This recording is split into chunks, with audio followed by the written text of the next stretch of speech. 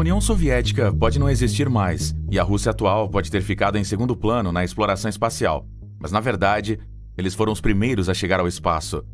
A União Soviética enviou sondas para o espaço, para a Lua e Vênus muito antes mesmo dos Estados Unidos. Estas sondas levavam imagens classificadas de Vênus e enquanto tudo isso era excitante, não havia nada fora do comum.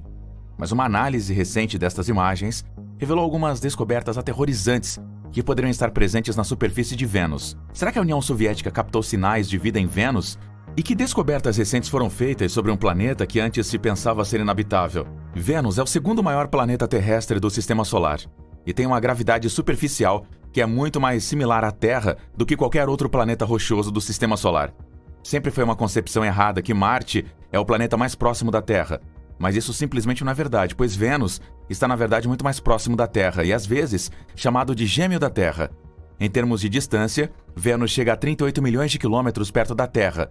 Isso é muito mais curto do que a distância mais próxima entre a Terra e Marte, que é de cerca de 55 milhões de quilômetros. Também em termos de tamanho, Vênus é muito mais parecido com a Terra, ostentando 95% do diâmetro da Terra e tendo 81% da massa da Terra, que novamente é muito mais parecida com a Terra do que Marte, que tem apenas 10% da massa da Terra.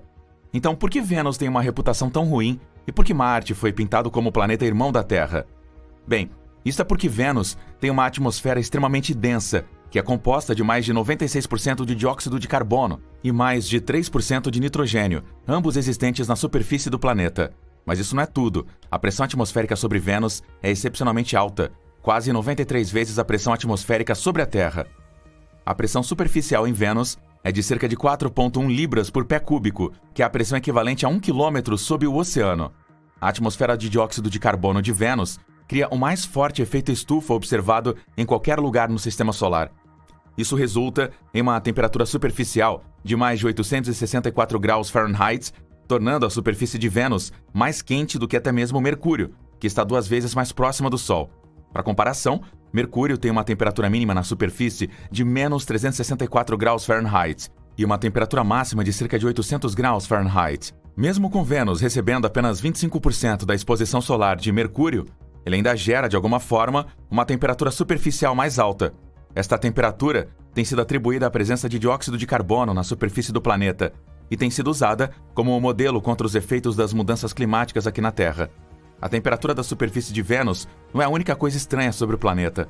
Orbitando o Sol, a uma distância de 108 milhões de quilômetros, Vênus completa uma órbita a cada 234 dias. Mas ao contrário de todos os planetas do Sistema Solar, exceto Urano, Vênus tem uma rotação axial bastante estranha no sentido horário. Isto significa que, em Vênus, o Sol nasce no Ocidente e se põe no Oriente. Além disso, a maioria dos planetas em nosso Sistema Solar tem órbitas elípticas, significando que eles estão ligeiramente inclinados em seu eixo. Mas Vênus é o único planeta com uma rotação axial que circula tendo uma excentricidade inferior a 0,01.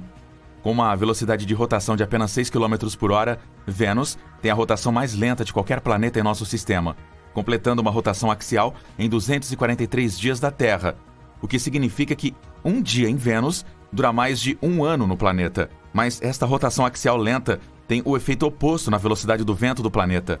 Apesar da Terra girar mais de 200 vezes mais rápido que Vênus, o planeta ainda ostenta uma velocidade do vento de até 300 km por hora, quase igual à velocidade máxima do vento aqui na Terra.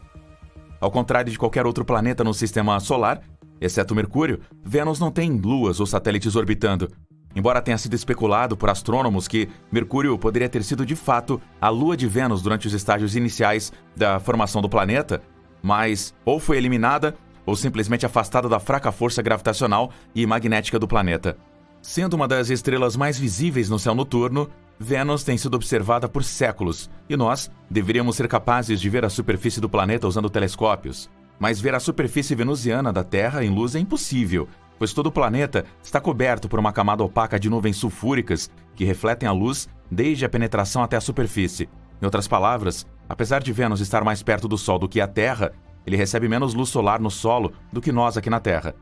Estudos de Vênus indicaram que o planeta poderia ter tido uma atmosfera bilhões de anos atrás muito semelhante à encontrada na Terra durante seus primeiros anos. Estes estudos sugerem que poderia até ter havido enormes quantidades de água líquida na superfície do planeta, Mas devido à proximidade do planeta com o Sol, estes corpos de água teriam evaporado como resultado do aumento da luminosidade do Sol à medida que ele cresceu em tamanho ao longo de bilhões de anos. Esta evaporação teria liberado hidrogênio livre na atmosfera, que, por sua vez, teria sido varrida para o espaço interplanetário pelos ventos solares. Isto teria sido possível porque, ao contrário da Terra, Vênus carece de um campo magnético induzido internamente que teria servido para conter moléculas como o hidrogênio na atmosfera. Esta dissipação da água teria levado a um enorme efeito estufa para a atmosfera do planeta. Mas embora Vênus tenha uma atmosfera inóspita e inabitável a qualquer forma de vida semelhante à Terra, existe uma região nas camadas superiores das nuvens do planeta onde as temperaturas são semelhantes às encontradas na Terra. Falaremos mais sobre isso depois. Vênus, então, pode ter uma atmosfera estranha e francamente assustadora, mas a superfície do planeta é igualmente estranha. A superfície venusiana está cheia de dezenas de vulcões, todos os quais contribuíram para moldar a superfície rochosa do planeta. Vênus tem até 167 complexos vulcânicos diferentes, cada um com mais de 100 quilômetros de largura e repleto de vulcões de tamanhos diferentes. Colocando isso em perspectiva, o único lugar na Terra com um complexo vulcânico quase grande o suficiente é o Havaí, agora multiplicando o terreno vulcânico do Havaí por 167. Tem havido evidências registradas de atividade vulcânica na superfície de Vênus. Entre 1978 e 1986, houve uma queda significativa na concentração de dióxido de enxofre na atmosfera do planeta. Então, em 2006, houve um enorme aumento na concentração de dióxido de enxofre, indicando que houve um fornecimento maciço de dióxido de enxofre para a atmosfera por erupções vulcânicas. Mas os vulcões não são as únicas estruturas significativas na superfície de Vênus, pois o planeta está repleto de centenas de milhares de crateras. Estas crateras variam em tamanho até 280 km, com nenhuma menor do que 3 km, devido aos efeitos que a densa atmosfera tem sobre os objetos de impacto. Objetos de um certo tamanho são significativamente retardados pela espessa atmosfera sulfúrica e podem não sobreviver à entrada e, portanto, não causar impacto na superfície. Apenas asteroides e objetos maiores são capazes de resistir à espessa atmosfera cheia de ácido e impactar a superfície do planeta, portanto, criando estas grandes crateras de impacto. Asteroides que chegam com menos de 100 metros de diâmetro arderão na atmosfera muito antes de alcançar o solo. A proximidade de Vênus com a Terra fez dela um destino primordial para as primeiras explorações interplanetárias jamais empreendidas por humanos. Este interesse em explorar Vênus foi intensificado durante a Guerra Fria, quando a União Soviética e os Estados Unidos buscaram maneiras de se superar um ao outro. Ambos os países iniciaram programas espaciais interplanetários com o objetivo principal de mostrar ao mundo sua soberania tecnológica, militar e política. Os soviéticos foram os primeiros a lançar o primeiro satélite em órbita, o Sputnik 1, em 4 de outubro de 1957, e logo em seguida o Sputnik 2, carregando o primeiro animal em órbita, Laila. Os Estados Unidos seguiram o exemplo alguns meses depois, em fevereiro de 1958, com o lançamento do Explorer 1. Tendo chegado à órbita, ambas as nações colocaram seus olhos na Lua e a corrida estava em andamento. Os Estados Unidos fizeram uma série de tentativas fracassadas de lançamento de satélites com o programa Pioneer em 1958, apenas para serem derrotados pelos soviéticos em 1959. A Luna 1 soviética se tornou a primeira sonda espacial a realizar um voo da Lua. Pouco depois, a Luna 2 se tornou o primeiro objeto artificial a pousar na superfície da Lua. Com a Lua conquistada, as duas superpotências voltaram a sua atenção para o planeta mais próximo da Terra, e com certeza o suficiente, os soviéticos venceram os Estados Unidos mais uma vez, mas eles fizeram muito mais do que apenas observar o planeta. Missões Venera 1. A União Soviética lançou a missão Venera 1, tomando a marca como a primeira sonda espacial robótica a viajar para Vênus ou quaisquer outros planetas no Sistema Solar. Embora a missão tenha sido um fracasso, o Venera 1 completou 3 missões de telemetria bem-sucedidas e coletou alguns dos primeiros dados do vento solar e dos raios cósmicos que circundam a Terra. Após o fracasso da missão Venera 1 da União Soviética, os Estados Unidos lançaram a sonda espacial Mariner em sua primeira viagem a Vênus. E no dia 14 de dezembro de 1962, a sonda espacial chegou a 34 mil quilômetros da superfície de Vênus. A sonda foi capaz de reunir os primeiros dados na superfície do planeta, medindo a distribuição da temperatura do planeta, bem como o campo magnético interplanetário e as partículas carregadas da superfície venusiana. A sonda espacial Mariner foi capaz de determinar que Vênus, apesar de ter uma superfície extremamente quente, também tinha uma camada de nuvens frias acima do solo. Mas logo depois de retransmitir seus dados de volta à Terra, o controle da missão perdeu o contato com a sonda. A União Soviética assumiu o controle com o lançamento da missão Venera 4 em 1967, que foi a primeira sonda a observar uma análise profunda da superfície de Vênus. Aprendendo com suas missões anteriores, que falharam, os soviéticos equiparam o Venera 4 com escudos de calor melhorados capazes de suportar até 20.000 graus Fahrenheit e pressões de superfície de até 25 atmosferas. A sonda, entretanto, nunca chegou à superfície, pois a comunicação se perdeu ao entrar na atmosfera venusiana, provando que as suposições de temperatura e pressão não eram nada em comparação com o estado real da atmosfera do planeta. A próxima tentativa dos soviéticos, entretanto, se tornou um sucesso para a ciência, pois o Venera 7 não apenas conseguiu penetrar na espessa atmosfera venusiana, mas se tornou a primeira sonda a aterrissar suavemente na superfície do planeta. A sonda transmitiu 53 minutos de dados sobre a temperatura de Vênus de volta à Terra.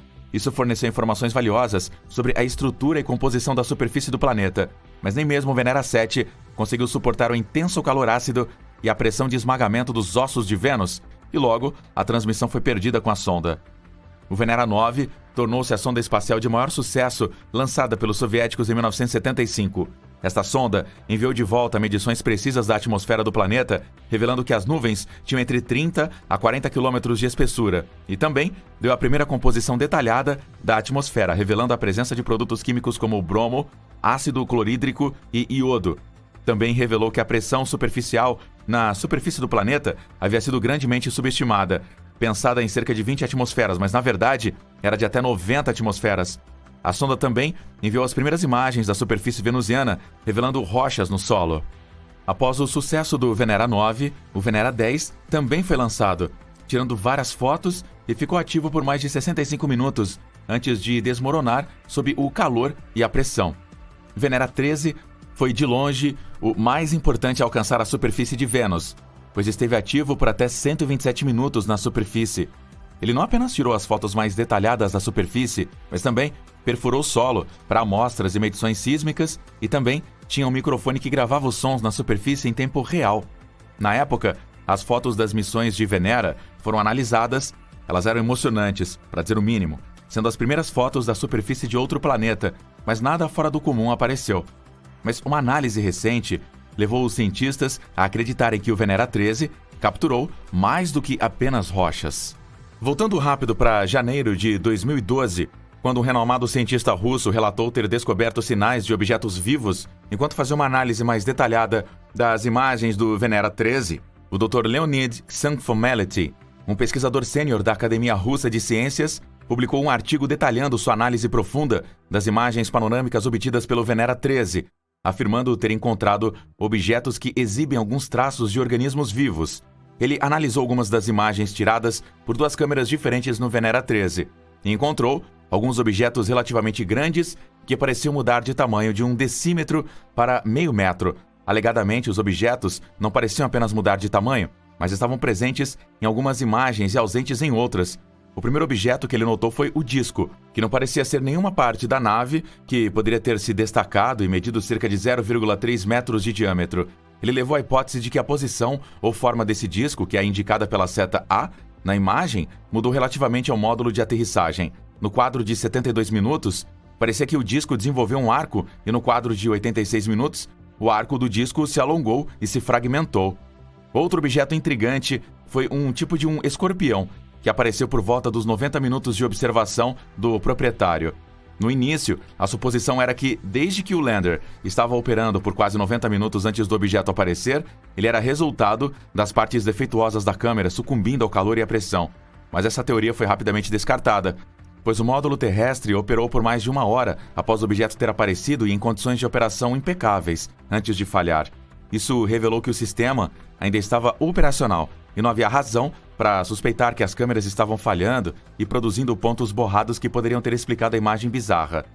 Explicando em detalhes, o Dr. Leonid declarou em seus relatórios: na primeira imagem de 7 minutos, no solo ejetado, é visível uma ranhura oblonga rasa, com seu comprimento de cerca de 100 milímetros. Na segunda imagem, cerca de 20 minutos, os lados das ranhuras são levantados e o comprimento aumentou para cerca de 150 milímetros. A orientação das ranhuras é a mesma que a do escorpião. Na imagem dos 59 minutos, uma parte da estrutura regular do escorpião apareceu. No 93º minuto, o escorpião aparentemente recuperou-se completamente do solo que o preenchia, consistindo de uma camada provavelmente não excedendo de 1 a 2 centímetros. Assim, a operação de resgate do objeto levou cerca de 1h30. Pode-se supor que isto indica suas limitadas habilidades físicas. No minuto 119, ele já não era mais visível. Outros cientistas que analisaram as imagens teorizaram que o objeto escorpião poderia simplesmente ter sido um pouco de sujeira jogada fora quando o módulo estava perfurando o solo para obter amostras, mas o Dr. Leonid respondeu afirmando que toda a atividade de perfuração tinha parado há cerca de meia hora após o uso, deixando uma longa janela de 1 hora antes do objeto escorpião aparecer e, portanto, não poderia ter sido mais detectada.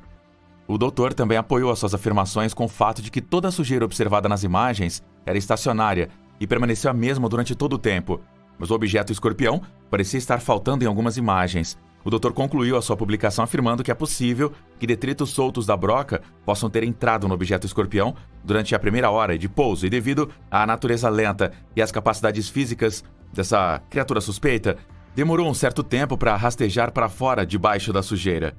Ele também teorizou a criatura possivelmente que se moveu tão lentamente que levou 1 hora extra para se mover completamente ao lado do módulo.